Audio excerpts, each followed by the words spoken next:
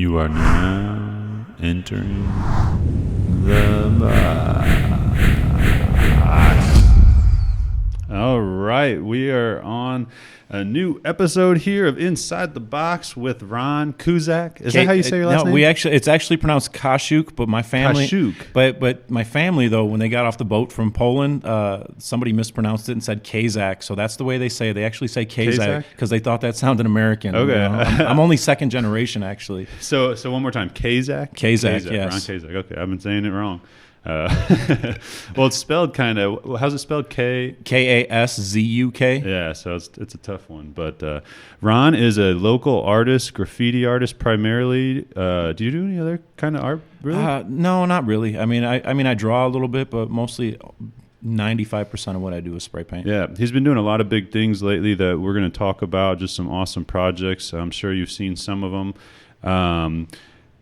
First of all, Ron, I want to tell you I'm doing this. We are sponsoring Dancing with the Stars through the Art Association this year. Really? And they sent out like a questionnaire, and it was like just had a bunch of random questions on it for all the people because they asked me and my wife to dance in it. So one of the questions was like your favorite visual artist, and I put Ron. Now I'm already forgetting. Kaszuk. Yeah. Sorry. I'll get it. I've been saying Kaszuk for so long. Kaszuk.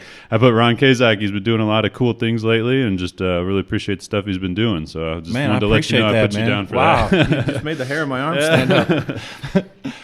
Well, I love it, man. I've always loved graffiti art. It's something that I've always thought would be cool to try, but I just, never really messed with it. I got so much stuff I'm always trying to learn and whatnot anyway. But so yeah, one of the big projects. Well, actually, before we get in that, let's talk about how you got into graffiti art.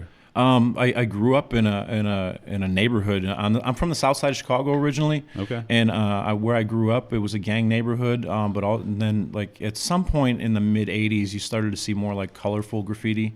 And I was born in 1977, so it was at that point when I was in the mid '80s. That's when I was really starting to be able to go out with out my mom or dad or nothing like that, and explore the alleyways and see that stuff. And that's when it started. I started. So you got a lot of inspiration from the city up there. Yeah, just because it was right in my neighborhood, and like back then, I mean, like graffiti was like what you would see in like the movies. It was everywhere. It was literally just you would read the writing on the walls to know what's going on, and that's how I got into it. And then I started writing on the walls and getting in trouble, But besides that, though, one other thing, like my brother and his friends, when that started happening, they were graffiti artists. And my brother wasn't really into it for that long. He got into more on the gangbanging aspect and stuff like that. But for a while, some of his friends were the ones that they would come and leave their notebooks, and I would rip out pages and stuff like that when they weren't looking, and I would start tracing their stuff. So it was right in my own house. It's an interesting thing because how it has progressed, you know what I mean, from just being gang related, street, tagging and stuff like that to it's a big thing now. I feel like, sorry, my dog might be sneaking up on you there for attention. That's all right though. I like. She's a little office dog here. She's spoiled, gets to come every day, but.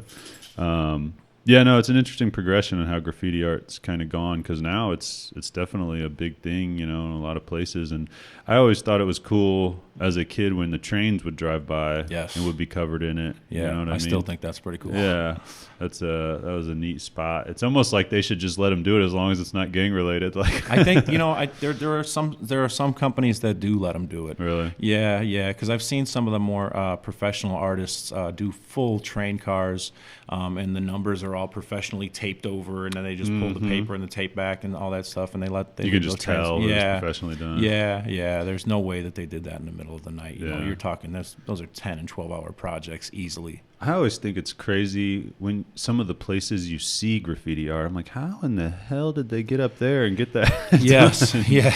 Like on the edge of a bridge or like on even some buildings, it's like, man, they just climb. Dedication. Yeah, man. they're literally risking their lives sometimes. Yeah. So what would you say was kind of the first, I don't want to say commercial project, but project where you were just like did it and you're like just I don't know, super proud of it, or just felt like, wow, I feel like this is awesome. I'm going to go somewhere with this. Honestly, it was that ice deli right down the street down there, that zebra ice deli that you drive past over on Lawrence. Mm-hmm. I painted that up as it is right now, but prior to that, there was 2 different scenes on the side of it. There was a beach scene on one side, and then there was some graffiti on the other side. Now, the graffiti back then, I mean, you're talking more than 10 years ago I did that, maybe even 12 or 14 years ago.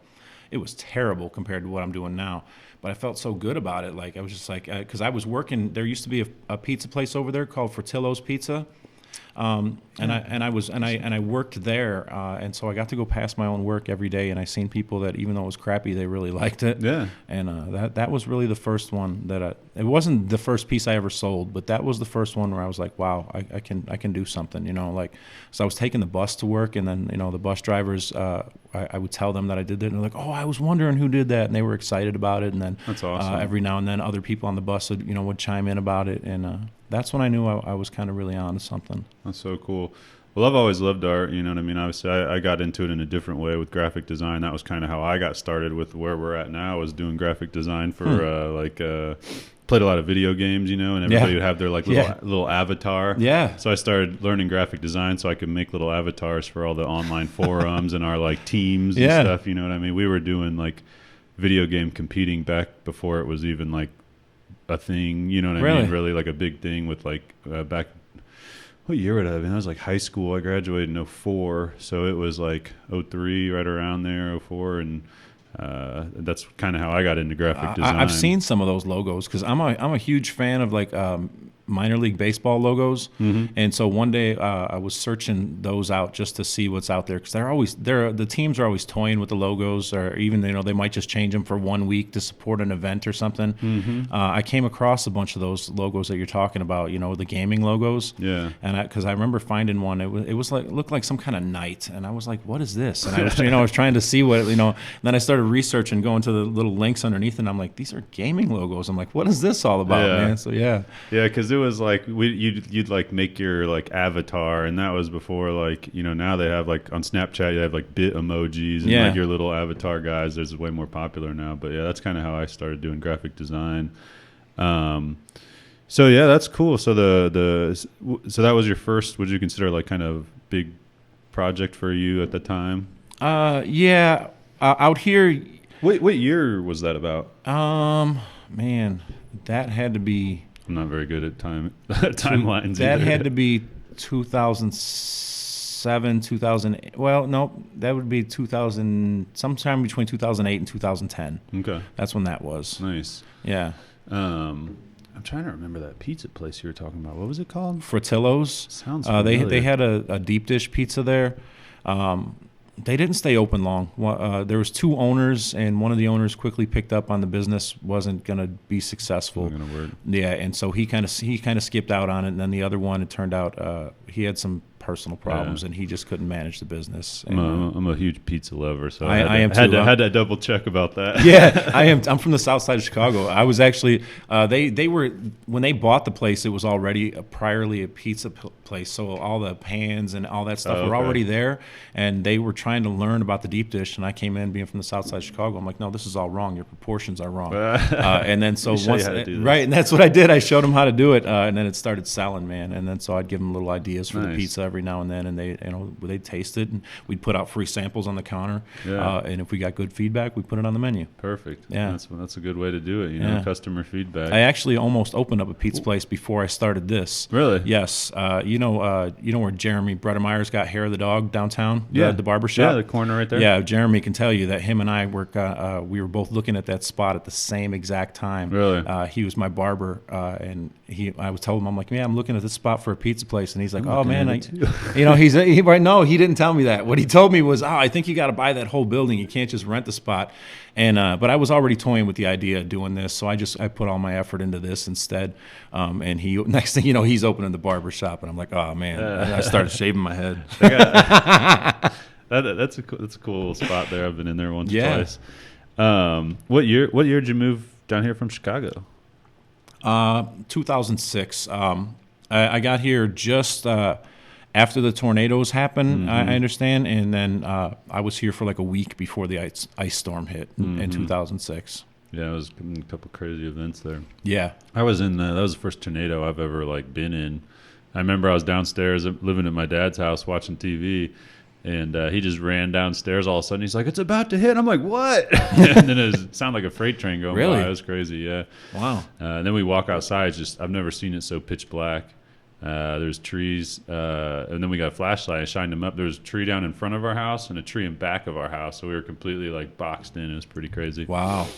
But anyway, so that's awesome, man. So kind of how you did that ice deli. Did you get anything how quickly did things kind of progress from there? Were you able to find some more gigs? No, not right away. I mean, the seriousness of everything that you see now has really actually only happened in about the last 4 years. Yeah. Because I wasn't ready as a person. You know what I'm saying? Yeah, no, I totally get what you're saying. I was in the middle of culture shock coming from the south side of Chicago. And then not only that, but I was drinking, I was getting high, I wasn't taking my relationships in life seriously. Nope. All the things that that a lot of people struggle with, I was struggling with, and so I wasn't ready to receive it yet. It wasn't until I moved to Athens that it really took off, which is really weird that here I am in a town of 2,000 people, and all of a sudden my graffiti career becomes a career. Yeah. No, that's when it took off. I started working for a guy out there who's now a really good friend of mine who actually works for me now. He put a boot on my neck. He wouldn't take my bullshit no more and started teaching me about business until the point where I sat him down and said that, hey, I got to go. I got to start my own business. And then once I started, when I told him about this whole idea for #REK services just as a T-shirt, and I seen his eyes light up at the severity of my idea of how big it was, I knew that it could work. Yeah. And so I just ran with it, man, and I just never stopped. I started telling everybody everywhere I went. It doesn't matter if I'm in the gas station, the grocery store, if I'm in a customer's house. That's what you got to do. Yes, and I just next thing you know, I'm branded. But it was a whole bunch of things that led up to me being branded. It wasn't just me on foot. It was a lot to do with social media and stuff too. Right. Speaking of you driving by your, spot over there, or when you were seeing the ice deli thing all the time, I worked at Ace Sign Company right out of college. Oh, yeah. And we did, I started doing all these designs and vehicle wrap designs. And I remember one of the first things I did that I just thought was so cool was WQLZ had we were working on a design for their vehicle wrap. And, everybody, there was a couple designers working on options, and everybody kind of had these conservative options. And I'm like, man, this is WQLZ. It's got to feel like you got to look at it and feel loud, like rock. You know what I mean? Right. So I just took a sound wave and I just blew it up on the side of the vehicle, and then turned it into their colors, and I just made it kind of crazy, and they loved it, and they ended up going with it. And I felt so good about it. I was like, man, that is so cool. That's actually really cool. Because you see it out at all these events, the state fair, and they had it for years. That wrap, and it was really cool. And then after that, then we started designing signs for people, and it wasn't I didn't get to have as much fun with the designs because it wasn't as crazy. You know what I mean? But it was neat seeing them around town, and I was like, man, it's cool. I designed that sign, you know what I mean? And, absolutely. So I totally get where you're coming from with that feeling, knowing you did that and just feeling proud of it, seeing it out there. So you're in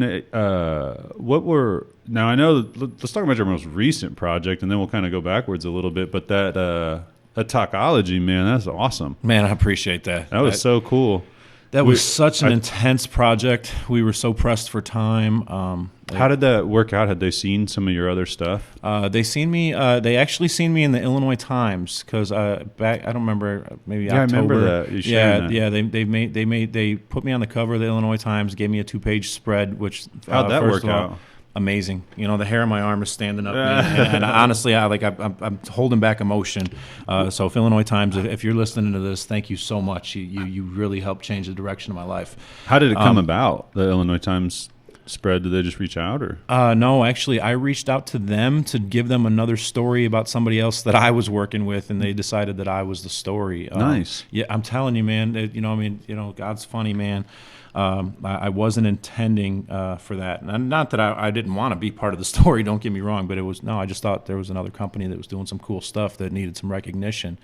And they're like, well, hold on, tell us about you a little bit. How did you get involved in this? And then next thing you know, they took down my information. And less than an hour later, man, the editor called me back himself and said that, we'd love to sit down and talk with you. That's cool. And then 2-3 days later, I'm sitting down with Jay Wheeler, and we're in a bar and having a beer, and he's taking notes on me, and I was like, wow, man, this is really crazy. Yeah, that's awesome. Yeah, very neat.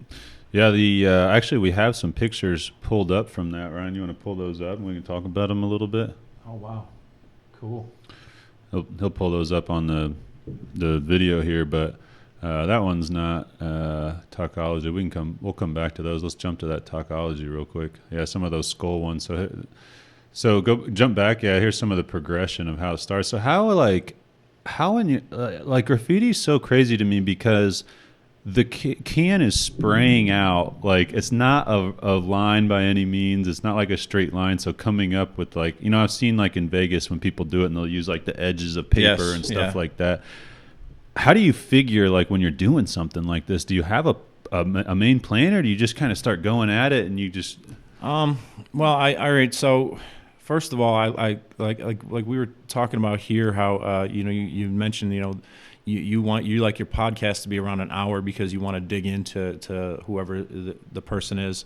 I do the same thing with my clients. Is I sit down and I talk to them and I really try to see what they want.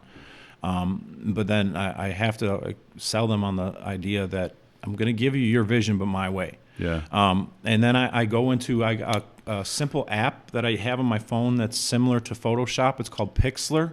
And then I'll take a picture of the actual wall, and then I'll superimpose their idea over it. I'll just figure out if I have to draw it in by hand or if I so you just give them a rough thing, and I say from here on in, this is the point where it's going to get scary. And there's got to be some trust. Yeah, and you trust me. But at the same time, I also at Tacology, they'll tell you I'm open to it. If we get to a certain point and you say this isn't it, my theory is it's only paint. We can fix it. Yeah. And so go ahead and progress through these skull shots here.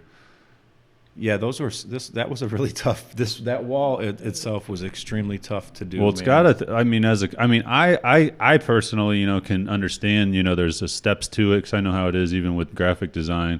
But as a customer, seeing what's going on, is this gonna turn out? What's he doing here? that actually happened a lot there. So their landlord was very much involved in this project, and he kept coming through and questioning, what the hell is going on here? And I was trying to sell him on the idea of getting it to that point right there. It looks so cool. And that's actually my favorite one out of all of them, and that's the almost done portion of it right there. But that's my favorite skull out of all of them. Go ahead, keep going, Ron. I think there's a triple picture, isn't it, of all of them done? So did they say they wanted the 3 skulls on the wall, or did you kind of talk to them all right, what if we did these here? And well, initially they came to another artist prior to me. And told him that what they wanted this kind of Andy Warhol theme with them in the boxes, and repetitive. And I convinced them. I tried to sell them on the idea of because what I do is bigger and bolder, and I said let's go with less is more. And we initially were going to take the middle skull, and I had this magenta paint that I was going to paint around it and give them that box effect. But once we got to the end and all the different colors throughout the restaurant, we decided that doesn't need to be done on this wall. That this wall is great the way it is, and it gives the focus on those. You know what I mean? Yes. On those skulls. Yeah. Yes, and the magenta just wasn't needed. They have magenta in other parts of the restaurant, and it just wasn't needed. Go ahead, Ryan. Let's see. Let's click to a couple other. Now that looks. I sent that to, or I was showing my brother. Actually, he was in town. I don't know if you saw that podcast we did with him. He was in town. He works for Microsoft out in Seattle, and I was showing him some of your stuff because I was like, man, I'm going to have him do some stuff for me someday when we get our own place. And I was like, look at how he did this this Tacology word. I was like, I was like, it looks neon. He's like, that's not neon. And I was like, no, man, that's spray paint. Isn't that crazy? It looks like a neon freaking sign. That was so nerve-wracking. That's actually the first time I've ever done that style. Say, have you ever tried that before? No. They wanted that, and it's a husband and wife couple that owns that restaurant, and the wife really, really wanted that, and she just wouldn't budge on that. I couldn't convince her otherwise. So was it a first try? Did you have to redo it at all, or did you? No. That's it. That's the first try, man. I literally just before I went up on the scaffolding to start that. You see the scaffolding in the picture right there. I went over into the corner and I grabbed a box. And I checked it out, and I could see he was really nervous about my try. But what I hadn't done though at that point was switch the caps on my paint to get the actual desired effect. I just wanted to make sure I can make the colors blend the way I needed them to blend. So the caps, you just switch them out to affect the width of like the spray. Yes. So if you think about like a mechanical pencil, they come in 0.2, 0.5, 0.7, 0.9. Interesting. It's the same thing with the spray paint caps. I can order all different types of them and get the desired effect. Are they all just different widths of spray, or is there any kind of weird things you can do with them? You can get calligraphy caps. Then you can get caps that actually, like if this was your spray paint can, that actually go around. Him showing you. That actually go around. Switch to the camera of him showing the bottle he's talking here about. Let me know. Yeah, you're good. Go ahead. All right. So it would actually, there's a cap that actually goes around it and sits on the edge of it, and then you can have whatever cap you want on this, but it actually sprays out through a hole right here, so you get even the most fine line that you could possibly get with spray paint. Oh. And now it gets a little messy, like paint fills does. Up. Yeah, and then you got to get rid of it and whatnot, but it gets you that desired effect. So there's all types of stuff and tricks, and then I will bust out cardboard and stuff like that, and tape when I need to. I mean, whatever's gonna get the job done is what I'm gonna do. Yeah, man, that's crazy. Such a weird technique to do that stuff and work with those caps that neon one though. So let me tell you, there's an artist out there that influenced that entire style, and I studied him over and over and over again. His name's Adam Fu, F-U, just Adam Fu. You can put him into any social media. His stuff will come out, and his neon's much more elaborate than what I did there. He puts all these drips and adds a lot more to it.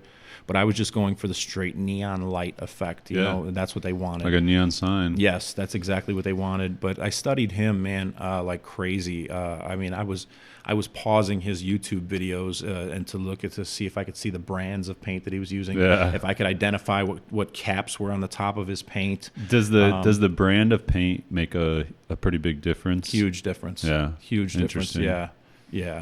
Like if you were to go to any hardware store here.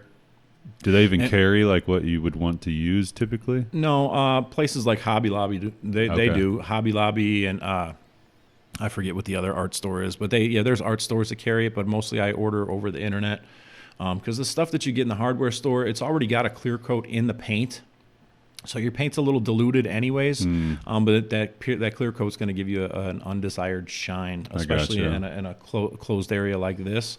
That light's it's gonna shine off of it. It's gonna lose the effect. Whereas the stuff that I buy doesn't have the clear coat, and it's got 2 to 4 times the amount of pigment that other paints do. So it goes a lot further. It's a little more expensive, but it goes a lot further. Lasts longer, and then I can put whatever clear coat I want over it. I don't have to have a clear coat that shines. Huh. Interesting. How about that bathroom stall? Is that it? Tacology? It is. I haven't been in there yet. I've wanted to go in. I tried to go like 3 or 4 times with my brother, but they open like later in the day. I think or something. Their food is so good. I'm not even kidding. I tried some of their tacos. Oh yeah, it says taco all over. Yeah, that's awesome. I tried some of their carnitas, and I grew up in a Mexican neighborhood. Like I wasn't expecting to sit down and have their tacos give me an emotional experience. I'm serious, well, it's man. probably that much more after you being part of it and everything. Well, I actually tried them before we even started the project while they were still on 6th Street. But yeah, did they close that one down then? Yes. Okay. Yes. But this now, all right. So I put the work in on this, but the the wife, this was her idea. She's from New Jersey, and I think it looks awesome. It's yeah, so cool. And I appreciate that, man. And she told me what she wanted. And, how many times did you write the word taco, you think? Oh my! I don't know how many times, but so that's in the men's room. But if you go in there now, it's going to look different. The stalls, the actual stalls are installed. Oh yeah. But each wall, I mean, you're looking at 12 hours of me in there going up and down a ladder with all these different colors of paint. That is crazy. Writing the word taco as many times as I could. That's so funny. Look, it turned out amazing, though, man. That's I appreciate so cool. it, man. Go ahead and jump back real quick, Ryan. I got to tell you, one of my favorite things. Here, scroll down and see if we come across this here. Where is it? Keep going. I love the Mario and all that stuff, but I love the keep going. Oh, where is it? Come on. There it is, the Norwal. Oh, man. Go over that. I freaking love that. That's so cool. You know what? So there's that. So that's not actually my original design. Really? No, there's a Springfield artist named Brian Hamilton. Him and I used to do a lot of illegal graffiti together, going up and down the train lines and just wherever we wanted to paint. And we did a bunch of public art together. This was his stuff. I was just creeping his page one day, and I was like, "Hey, man, you care if I paint that narwhal?" I'm like, "I got a really good idea for it." And yeah. And so I he just had a similar like looking thing, and you just kind of no. Other than the drips, the shape, the actual shape of the narwhal was all. He just had it sketched out. He didn't. There was no color or anything on it. Oh, okay. So you added all the color and everything. Yeah, and the only difference is I made the eye look just a little bit more like angry, like kind of or focused. I don't know if you will, angry or focused, but. That's cool though. That's freaking awesome. The Norwal's always kind of been a funny thing. I always think about the elf. Yes, me too. Hey, Mr. Narwhal. So I saw that. I was like, hey, Mr. Narwhal. Yeah. My daughter loves it too, man. Is that in your house? Yeah. We actually broke up. That's in my ex's house. Well, actually, no. That's actually painted over, and what it's painted over with is now on Timbaland's music label. Okay, yeah, because you just did what was it that you did for them? Is there anything we could pull up for that? Yes. Or what's the easiest way to do that? Let's see. Scroll up. Is it newer? Yeah, I think up. Yeah. Let's see. It's got. I remember you were talking about that getting done. Keep going. It's actually that picture right there. There's probably a better picture on my Instagram. No, to the left, Ryan. I think that one right there. Now that's what was in the Activator magazine, but so that's that wall where the Norwal was, though. Yes, that's it right there. That was actually done. So there's a band named MAKUTA, and I tell you what, man, MAKUTA. First of all, they're just amazing people. They were performing out at the state fair at the same time when I performed out there last year. Did you do live painting? Yes. Oh, nice. Yes. Where'd you do that at? I forget the name of the building. It was kind of in the back. There was a beer garden. And did you do it on a building? No, I worked in collaboration with their carpenters, and we built big frames. And then I went to the hardware store and got giant canvas tarps, and I rolled them out in my driveway and primed them. And then we put them on these big wood frames, and I painted stuff and then donated it all. I didn't even know you did that. That's cool. Yeah. And so MAKUTA, they were out there at the same time that I was, and I wanted to go see them. And I first of all, I didn't even know they were on a major record label. I knew they were a band. I went onto YouTube first, and there was a song on there that I really liked. And I was like, I'm going to go check these guys out. But it just didn't work out that way with my schedule and their schedule. So I hit them up on Twitter, and I told them that, I really liked them, and I'm sorry I didn't get to go see them. They're like, you know what? We wanted to come see you, too. It was really weird. The hair on my arm standing up again. I was like, are you serious? Here's this band, and like, what are the chances of that? Yeah. And so we hit off a relationship, and it just became very genuine. I was going through a lot of stuff because, like I said, this is in my ex's house.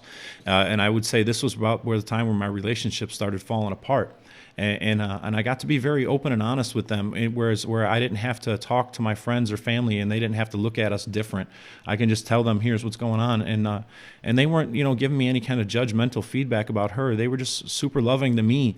And then all of a sudden, man, 6-7 months later, they're like, hey, we're doing this collaboration project with Grammy Award-winning artist Janis Ian.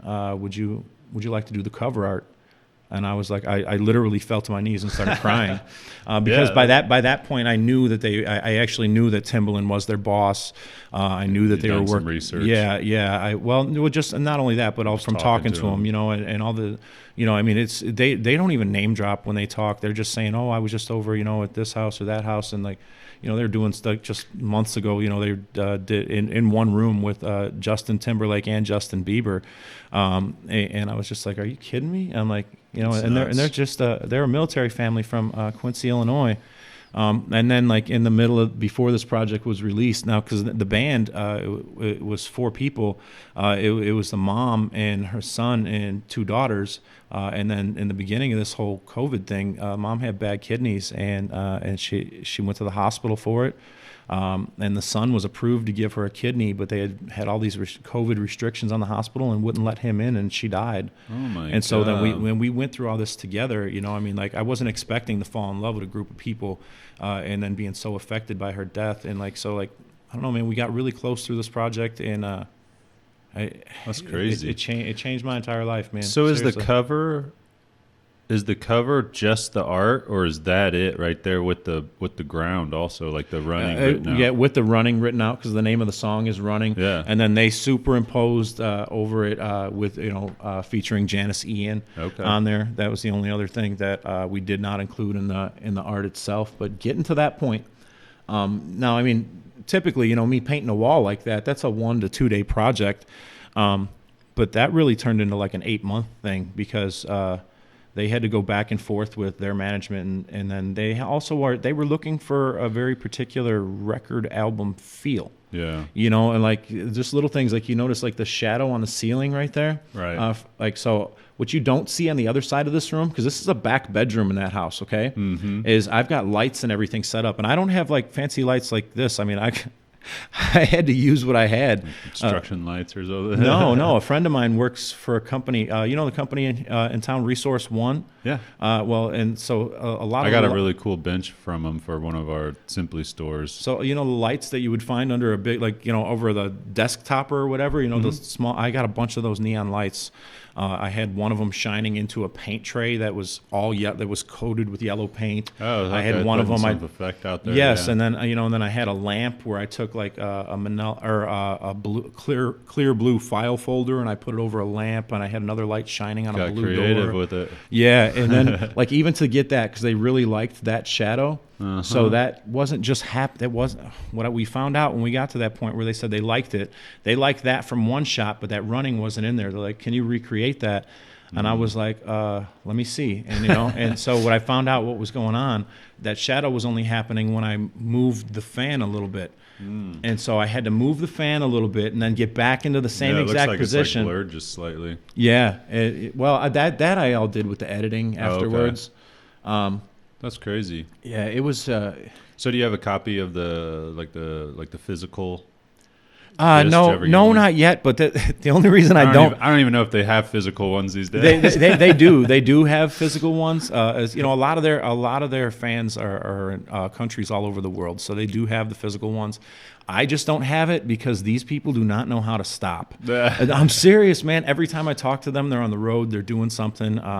They'll call me every few weeks, and they're actually in the car traveling from one destination to the other. Yeah. And they're all on one phone talking about, "Hi, Ronnie." Nice. And it's really cool. But that's the only reason I don't have the physical copy is because I haven't pressed them for it because I just I understand the grind. You that's know what I'm saying? Though. And they're really all about that grind. They don't stop, man. They're blown, like in the UK. They're blowing up. They're big in Japan. I'll have to check it out. Check them out. I've never heard them. Yeah, well, you will. I mean, give it time. Matter of fact, they just did a commercial with Ducati. They did a commercial with Wells Fargo. Nice. So I'd imagine eventually at some point it's going to get into the movies and stuff like that. Yes. Yeah. Let's go ahead and jump out of that, Ryan. Are you? Okay, yeah. Go ahead and jump out of that real quick. Let's. Now you did some. I saw a super cool. I showed this one to my brother because he's big into video games. Go ahead and scroll down a little bit, Ryan. It was that like theater room. Go ahead, keep going. Yeah, like those right there, Ryan. That's actually is that just at someone's house? I take it. No, that's at a company called Clean Impact here in Springfield. It's a commercial cleaning company. Oh, okay. And so when they bought this building, this room there was mirrors on these walls, and there used to be mats on the floor. Go ahead, scroll through a couple of them there. And it was a gym. Okay. And so this was actually the project I was calling the Illinois Times about. I'm like, you got to see what these guys are doing, man. So now there's video games. If you could, one of the pictures you can see that it's all set up for outlets. Like right there, this one right here. Yeah. You can see where it's all set up for outlets right there. That's all video games and stuff there now, like actual arcade games all the way around the room. Yes, wow. And then what's the name of the company? Clean Impact. It's owned by John Rowe and Kirk Kellis. Interesting. They were just looking for something fun to do with the space? They were looking for something fun for their employees to do. That's now, awesome, and not only that, but these guys. All right, so these guys they're just big kids, man. You know, they're super smart. They know how to make money. I feel like I'm a big kid. Yeah, but they wanted to, instead of having, because they were going to do an employee training room there. They're like, but why do we need to set up mock toilets and this and that to teach people how to clean? You know, we can do that on site. They're like, let's give them a place where they can bring their families and have fun and stuff like that. Cool. You know? That's awesome, man. Yeah. Very neat. So that was an extremely challenging project too, man. It might not look like it, but those walls are tall. No, I think I want to say they're 16 feet on one side and like 19 feet on the other. Any kind of big mural, I just don't even. It's hard for me to even fathom like doing it. Like even something that big, just even a wall. Like it's just like, man, where do you even start? You know what I mean? And I've just never done it, so it's hard for me to picture doing it. It's hard for me, and this is what I do with my life. Like I come in there and I sell the project, knowing that I can do it. But then when it gets to that day, I'm like, man, I'm just so overwhelmed, and they don't know it, but like I'm shaking on the inside. You know nervous. What I'm saying? No, I get it for sure. You know, that's cool, man. What would you consider like your favorite? You know, do you think that that album artwork was like your favorite work so far, or what would you say? Man, it's tough to. I would actually probably say that St. Louis one, and I'm not even a fan. I'm not. First of all, I don't even watch sports in general, but I'm from Chicago. I definitely wouldn't like the Cardinals.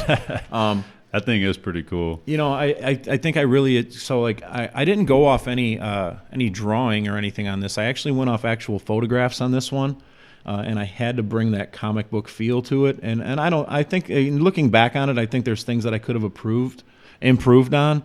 But that's one of my favorite ones for the simple fact that one of my idols who really influenced me went and not only liked it on Instagram, but then put the fire emoji underneath it. And I was just like, wow, man. Isn't that funny? Bro, I cried like a little bitch. I really did, man. Cool. I was just I remember one time I posted it was just a picture of a speaker. Like a close. It's just a cool picture I took of a speaker, so I posted it on there, and a DJ that I wasn't even super familiar with at the time, Chami TCHAMI, I think it is, commented on it and liked it, and I don't remember if he commented, but he definitely liked it because one of my buddies that's a DJ messaged me. He's like, dude, Chami just commented on your picture, and I'm like, what? I'm like, who's that? Man. And I went and looked. I'm like, holy crap! I'm like, that is pretty crazy. And I didn't. And now, since then, I listen to him a lot. He's like house music DJ, but that is a cool. I like the Cardinals. I think the reason I like them is just because I grew up and my buddy's dad had like tickets, so he'd take us down there. You know what I mean? So I kind of grew up seeing them and stuff. But it's so much cool stuff. Let's see what else we got here, Ryan. Let's scroll up a little bit. Any other projects that would be interesting in your head to kind of talk about? That Dream Big's awesome. I love that. Well, that Punk Taco one right over there. Can you see that? The Spider-Man one? Go over to the right. All the way right there. Yeah. That was another one that was really fun. Oh, that's cool. So that guy, Adam Walenta, He actually wrote the Public Enemy comic book. Oh, really? And then he created an all ages graphic novel called Punk Taco. And I know it looks like I'm advertising for him here, and I guess I kind of am. But I ran across him on Twitter, and he just seemed really genuine and cool. He didn't seem like he was, trying to kiss anybody's ass or nothing like that. Yeah. And didn't care if people liked his views or not. And I really liked that. And he had this Kickstarter for Punk Taco, and we got involved in it. And then I got the book. And I was like, whoa, this is actually really cool. I didn't know what to think of it until it actually got there. And I was like, I really like this, man. He did exactly what you would expect a comic book creator to do, was he took modern times and put it into his story. And I was like, all right, man, because he's even got a character in there at the time that I'm pretty sure is depicting Trump, and then his views, against it. Yeah. But then he was at New York Comic-Con, okay? I've never been to one of those. I've always wanted to go. I've never been to one either. But while he was there, he sold out of the book. Wow. And then still had to be there. He's contracted to be there, and he drew that Spider-Man, and I was like, dude, that is dope. I'm like, can I paint that on my wall? How would you like to see that in spray paint? And then sometime, I showed it to him and all that, and it got a lot of love. And then this one here, this was just him randomly. This was probably like a year or so later, just randomly retweeting this stuff because he liked it, man. That was cool. That was something that I really had a lot of fun doing. As you can see, so that's in that same room. Yes, because what you're seeing in the corner there, that's actually a hand that I spray painted on next to the narwhal later. Okay. That's actually what you see there was part of my tattoos here and here, and then the hand all colorful to match that, holding a can of spray painting the narwhal. Oh, that's cool. Yeah. What was I just thinking?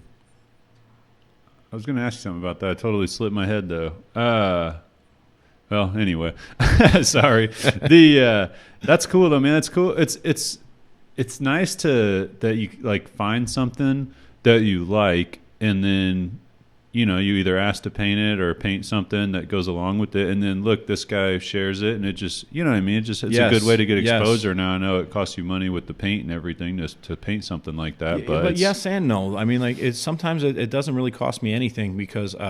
So when I go into a large job, it's like any other construction job. I mean, there's costs involved, Mm-hmm. And then all the paint that's left over, I get to keep. And so, like a lot of times, you got some leftover stuff. Sometimes. Some left over. I'm sitting on like 700 cans of paint right now. That are paid for by other people. How do you store and organize all?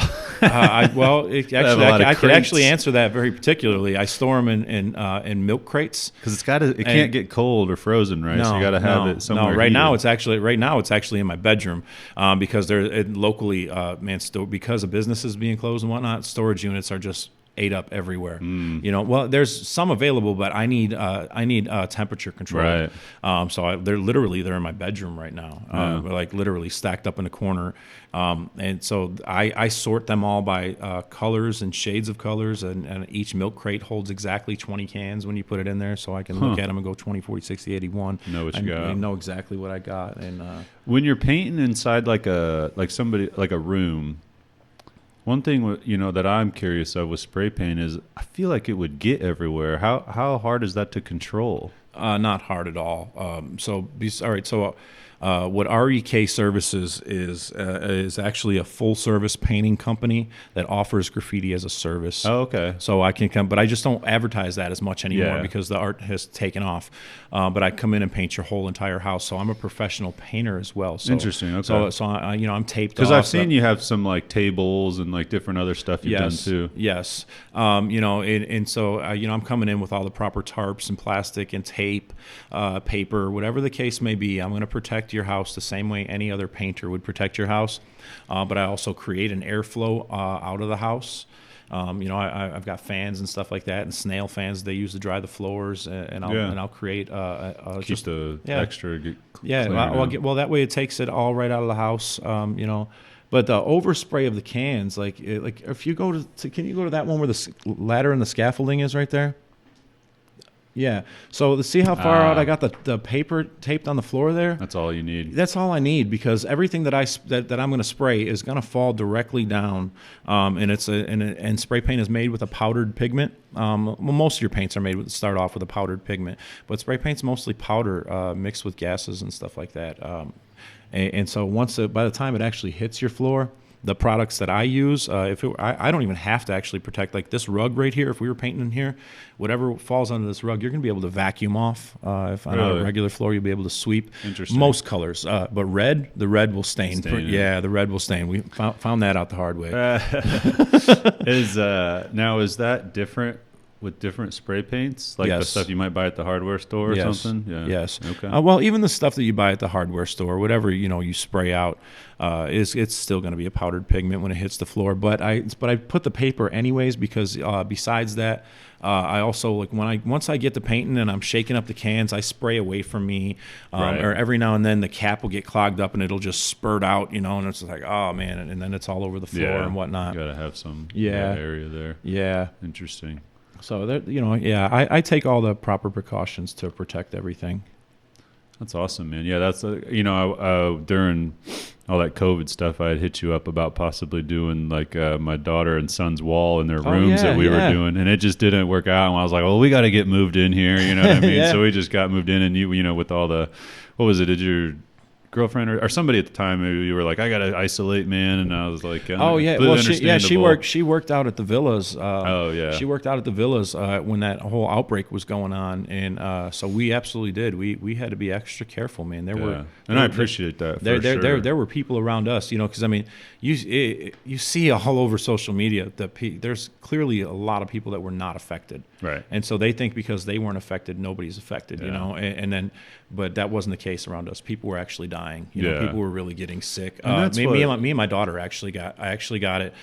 We were down. We had the whole no taste thing. It wasn't exactly no taste. It was everything tasted like almost kind of sweet. It was really weird, and everything smelled and tasted exactly the same. It didn't matter what you put in your mouth. Interesting. I can't imagine. It was terrible. So it was.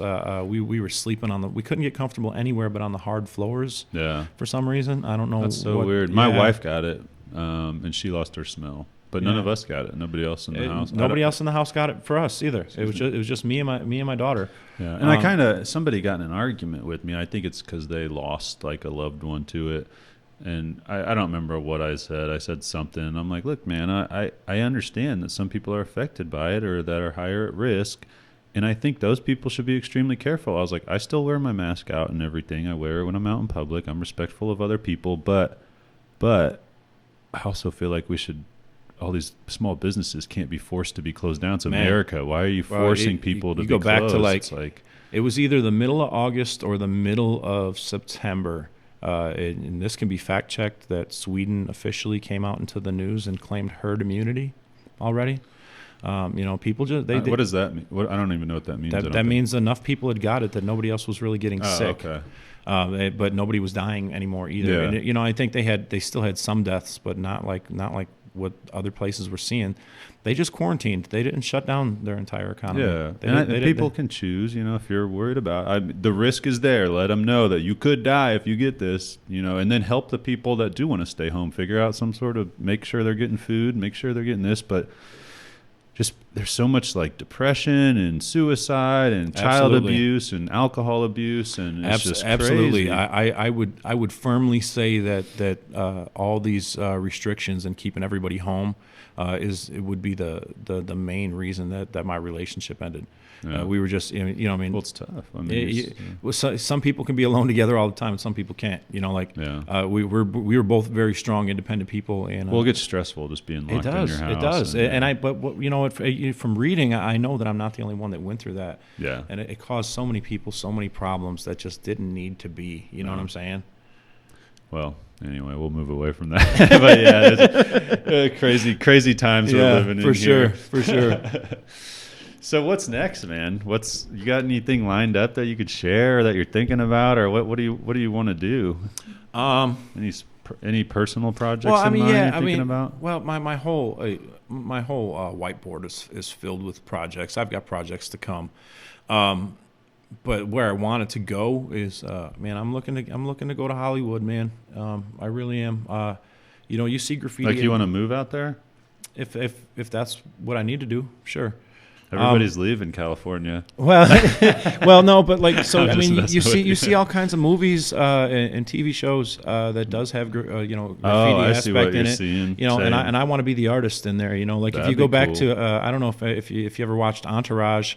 Yeah, but you remember like when Turtle got those shoes, from that graffiti artist, you had talked to me about something with some custom. Do you do much of that, or have you played around with that much? I have some custom shoes that are sitting that need to be done right now. But you know what I need at this point is I need another studio. Since the breakup, I just moved out and I rented an apartment that was close to them so I could be there for my daughter. Mm-hmm. And so we're just kind of readjusting to that. And what I'm doing now is waiting out the lease until I buy a property, and I'm looking at buying what I want now, ironically enough, being from the south side of Chicago, is I want a big piece of land, like almost farmland, to where that's already got a big shop on there. You see a lot big of them that pole are barn or something. Yeah, something big enough for a semi, and then I want that to be my shop, and then I'll get to other projects like that, man. I don't want to be doing that in a small There's apartment. so many people, I know, like TikTok's huge with people customizing shoes. I see that on there all the time. It's crazy what the shoe game's done these days. There's a dude that I follow on Instagram called Rally Restorations out of Raleigh, North Carolina, and he's just a beast, man. And then another dude here locally, man, who Les Luger is? Sounds familiar. Man, he just did a song. He's a local rapper, and he just did a song with one of Nipsey Hussle's guys, man. He went out there and recorded this song, man. But he does custom shoes, and he's putting it out live, and he's really good at it. And I've done them before, and I was pretty successful with it. But lately I've been focusing more on the walls and stuff like that. Yeah. And so that's what I'm just going to keep doing is what's working. I'm just going to keep networking. I don't have any major projects that I can't. It's hard to network with everything closed down. Too, yeah. Besides social media. I don't have any major projects per se lined up that I can talk about just yet.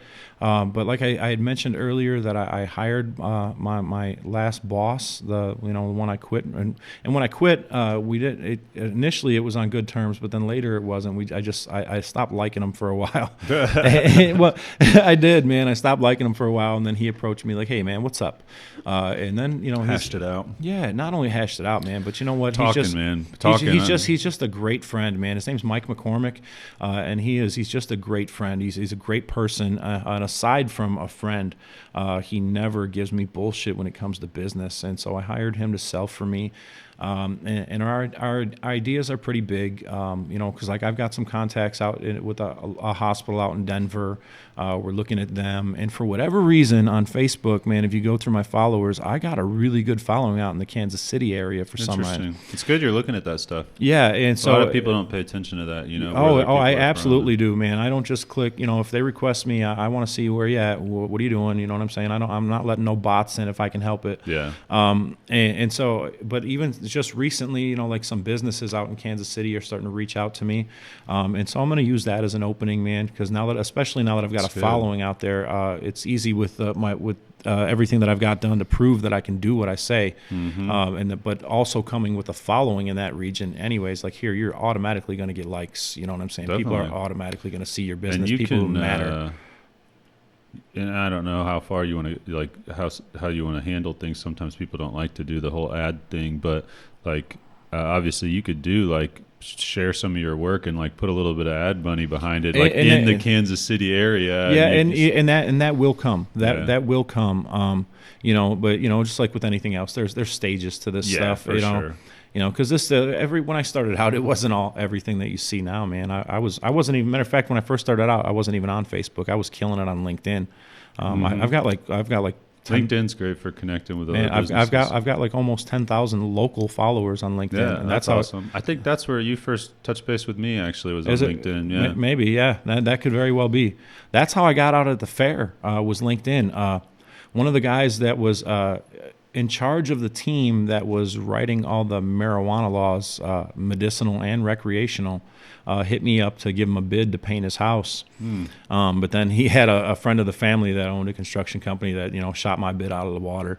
Yeah. But he still liked me. So like that table that you had mentioned earlier, that scene I did, that's his kitchen table, man. Nice. They're having every meal at that table, and I did some other furniture for him. The fireplace that you seen me do, that's in his house. You know, and then, you know, every time he needs something random, he calls me back. He's like the last guy that I still will go and do random repairs for and very small stuff, because he's been such a huge supporter. That's cool. Well, it's good you do that, you know. Yeah. Matter of fact, so I did another piece in the middle of downtown that rocked for a little while, a giant REK piece on 3rd Street. It was right after the tornadoes had hit in 2019, like literally like the weekend after. Yeah. And so when I colored in, and the letters REK were like 14 and a half feet tall by like 40 feet wide. Wow. And I colored them all in with like these colorful swirls, because we were so scared of the tornadoes. Because I mean, that year there was like 250 plus tornadoes that went across the nation. You know, and one of them touched down, you know, just like a couple miles from my house. You know, and destroyed people's properties that we know. And so I put all these colorful swirls on there, and he was the one who even got me that wall. He was at the legislative office across the street. And he seen it. He took a picture of it, and it said, "Where's it at? 3rd Street." Yeah, you know where Jeremy's barbershop is, on Monroe. If you go down to 3rd Street where the tracks are, it was on that building right there. Oh, okay. It was just but on 3rd Street. I love, you know, one of the reasons we sponsored the like Art Association Dancing with the Stars thing was I know it's, you know, right now it's tough for a lot of businesses. We've been very blessed that we never had to shut down, and we've did well last year. So I figured it would help them out or whatever. But on the same token, like, they are definitely like doing a lot of stuff, helping the city in a lot of ways that, like, I just love when like cities cover like they just did an underpass over there on what is that, 9th or whatever. Yes. I just love that. Like, why? It's just an underpass. Why not put some art on it? You know Absolutely. what I mean? And you know, being out in Colorado, I spent a lot of time out there, and they even like paint their like electric boxes, like, you know, all this random stupid stuff that's just sitting around. Why not make it all art? You know what I mean? Why not turn it into art? There's a great potential for that, because once they move those train tracks like they're planning on doing, that's actually going to be a bike path. The tracks that go down 3rd Street right now. I heard that, yeah. That's going to be a bike path. And cool. I tried to propose to the mayor once already, but he wouldn't even give me the time of day. I tried to propose that to him. Like, you know, on the buildings on the side? Yes, why not? All the way down the whole path. That'd be awesome. That would make us a tourist attraction. You know what I'm saying? People would come from artists would come from around the world to work on it. To work on that. That would improve our local economy so much. Yeah. And then just give us, like, man, who knows what they're going to create? You know what I'm saying? Like, you know, man, the possibilities are endless. It's frustrating when you have like good ideas, but people won't pay attention to them. Yes. Or don't take you seriously. Yes. You know, I struggled with that for a long time, just with my business in general. Like, what I was doing was different, you know, doing the social media and video stuff. You know, when I left Ace Sign Company, it was to start this business because I saw where video was going with social media, and I was like, everybody's going to need this. And that's what when I looked at your stuff, that's what impressed me, was like, your podcast is right on video, whereas other people's, you see it's not right on video. Yeah, and it's hard for some people to do both. And for us, it was tough at first because we had to invest a lot of time into it. But now we've streamlined things a lot more to where literally when we're done here, I'm going to have the file ready. I can just go upload it. Like, it's edited. It cuts back. He cuts back. Ryan over here is cutting back and forth between us. So I'll probably go ahead and get that up. So my goal this year is to try to do one a week.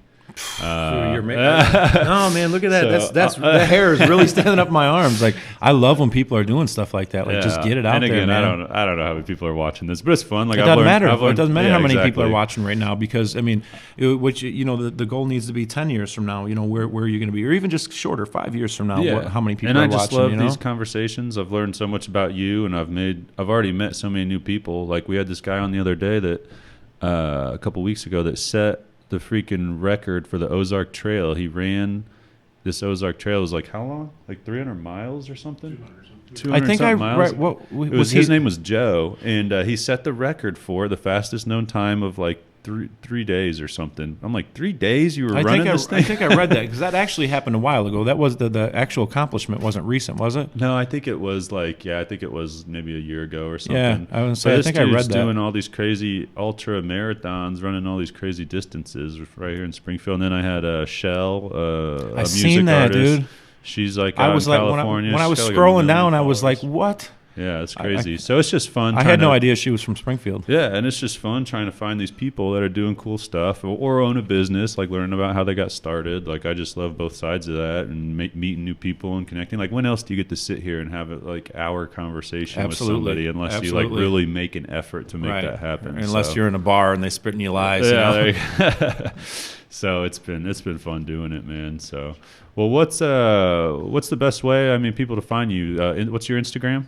Rec Services? Yeah. I mean, you can go on any social media. Just put this hashtag REK Services. Yeah. Hashtag REK Services. You can put that into anything. I mean, and at this point, you know, where I'm at in life, you can call me directly at 217-503-7452. You know, I got, that's it. Those two things. Anybody that needs either some cool custom art, you know, graffiti art, or just painting, right? Absolutely. Commercial painting. House painting. I mean, besides the house painting. Oh, actually, I got one other cool thing about what's happening. So, REK Services actually sponsors a race team. We actually sponsor dart racing. What kind of racing is that? Dirt track racing. Okay. And so this year, I'm actually going to get behind the wheel. Really? Yeah, nice. Yeah. I'm going to get behind the wheel. We're just talking about what kind of cars are those? Are they like little? They're all different ones. It depends on the races that you get in, and so we're small. I'm there at this point. I'm their only sponsor at this point. So we're small. We're doing what we can, but we're having a lot of fun and we're bonding, man. And that's the biggest thing. You know what I'm saying? That sounds fun. So. The cars vary. We've gone through several cars already, and so they're different. Like right now, we got a Mustang. Where do you race them at? All over. Depends on where the races are. Like we got one. The one that I'm gonna race in is in Iowa. So we're gonna pack up. We're gonna go out there, and pretty much everything that we do at some point in all of our careers involved revolves around that little race team. That really that's not even winning a lot of races, but we're having a lot of fun. That's all that matters, man. Yeah, we're having a lot of fun. We're learning, and we're learning about each other, and we're supporting each other, and that's what's really cool, man. And that's back to just with the podcast. Like someone said to me, like, is it worth your time doing that? And I said, well, I mean, monetarily, it's not. Like, I'm not like charging people to be on here. If anything, I should probably be paying people to be on here. But people come and join me just because they're down to talk and get out there. And it's I was like, I just like doing it. And that's it, man. I love learning. Most of it, honestly, is learning about just the people, but also like I learned so much just from talking to you, from the spray paint caps, how the process works. You know what I mean? I'm just literally. People ask me, what are we going to talk about? I'm like, we're just going to have a conversation, man. Yeah. I don't really plan questions. I do a little bit of research on people. That's why they're on the thing. I wasn't planning on getting behind the wheel of a race car. I'm not. Prior to this, I'm not even a race fan. Yeah. That's fun, though. They wanted me to paint really the car. It's the father and sons that are. Did you paint it? Yeah. Is there a picture? There might be. I mean, it's pretty choppy. It's just I'm not sure. Let me see. If anything, that's going to be on my Instagram. Yeah, it's all good. Yeah, but they just wanted some paint work done. They wanted some stripes and some numbers and stuff like that. And I know the dad because he was one of the first guys that ever hired me as an independent contractor. And man, I just I just love the dude, man. That's awesome. I love the dude. Man, not just him. I love his whole family, man, and his whole family loves me right back. Anytime I need something, like I had some trouble with my truck one day, and. Not just helped me out, man. They cleared their schedules and were there first thing in the morning as soon as the sun came up. Wow. They're like, let's get you going. You got a family to take care of. Yeah. And I was like, wow, you know what I'm saying? Like that's some real shit, man. That you're not going to get everywhere, For sure. Yeah.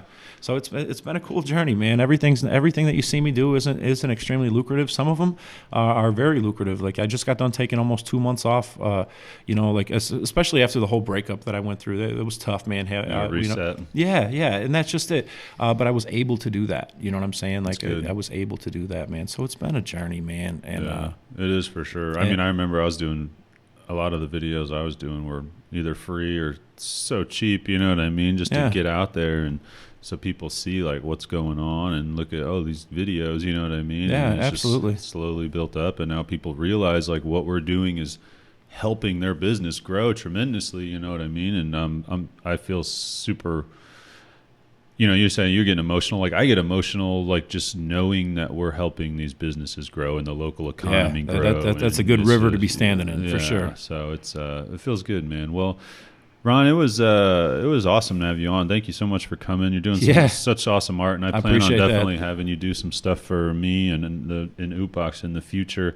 Everybody, hit Ron up, REK Services. Hashtag REK. Hashtag REK Services. Is that like your handle also? Yeah, that's on anything that you go on. That's all my business certificates and everything. It's officially hashtag REK Services. So check his stuff out if you haven't looked at him as an artist, man. He's got. If you probably saw some of it here, but go check his pages out and everything like that. And any of your painting needs. And we'll link obviously below on any of this stuff too to his social media and all that stuff. So Ron, man, you're doing great things. I love your art. Thank you so much, man. Thank you so much for coming on. I really appreciate it. This was a great time. I'm glad this happened, seriously. All right, everybody. Thanks for watching, listening, however you're tuning in.